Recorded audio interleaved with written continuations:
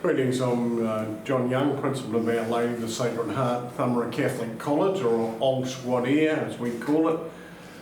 It's my job today to talk about something about my role, what attracted me to come here, and what kept me here for 10 years. So, by way of background, my journey to Whareer started with, I was principal of 3 Catholic primary schools in Wellington in New Zealand, and in 2010 I and my wife Anna moved to a change working in international education in the Middle East. So that was in Tripoli, in Libya, Egypt, and also in Dubai. But what attracted me to come out of that and move to Whareer was that I felt international education for me was lacking a sense of ethics and social justice, and that's what attracted me to working in Whareer. I had, as a young man, worked in sheep stations and shearing gangs in Australia and worked with Aboriginal people, and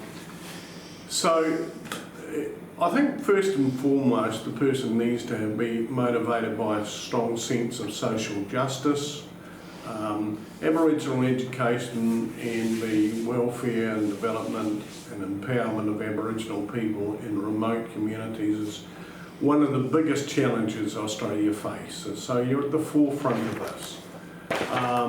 It's important work, and that's what's kept me going, and I have been able to work with some wonderful people, both as Aboriginal people and in particularly what we call the SALT group, the Catholic Aboriginal Leadership Team, which is a group of people where our goal is for shared governance and leadership of the school, and also managed to work with some really wonderful young Australians and some New Zealanders, and who've come and done great work.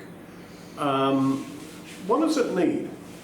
To do the job, you need resilience.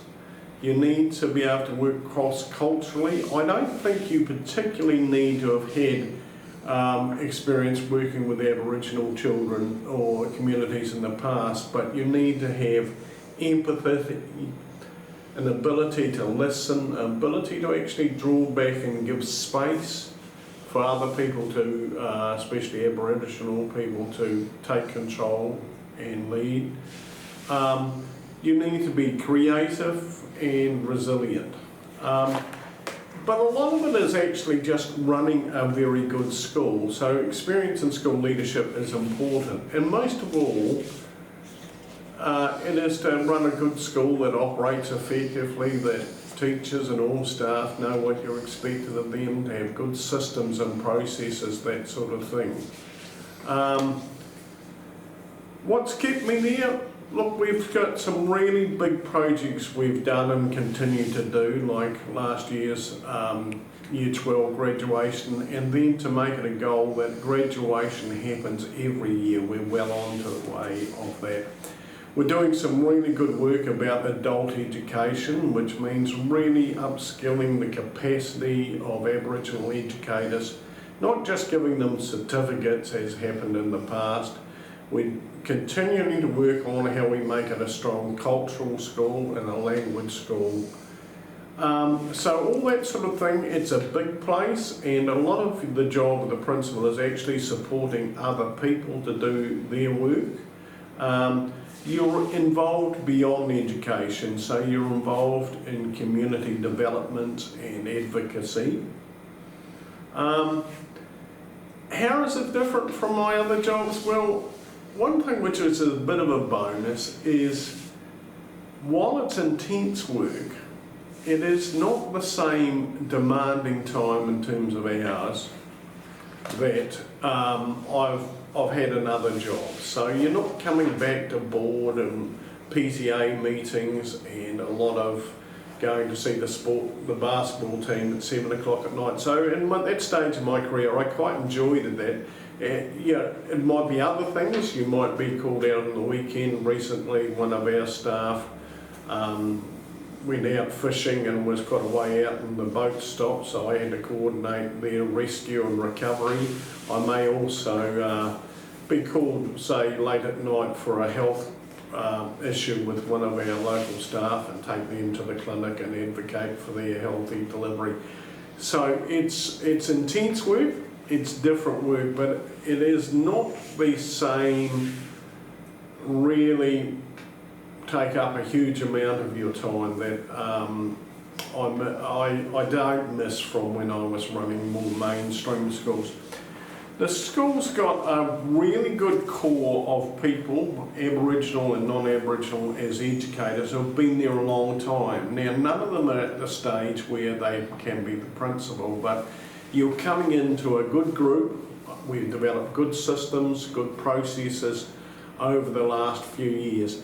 And the other thing is, look, in my other jobs in leading schools where money was reasonably tight, I'm not saying we're spendthrift, but there is enough financial reserves to actually, if you take on a project, you've considered it, reflected on it, discussed it with other people. There is the finances there to do it. Look, I'm going to talk about the challenging part, and you can't talk about One Ear without talking about the fighting. And so this is a bit of a practice spiel that I talk to when I'm recruiting, is yes, fighting does happen. It's not continuous.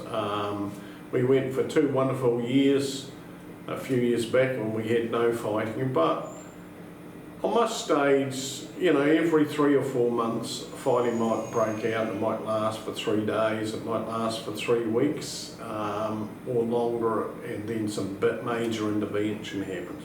It is never about the non-locals. It is about locals, and they're embarrassed by it, but they do involved, and I've never felt unsafe in the community at all.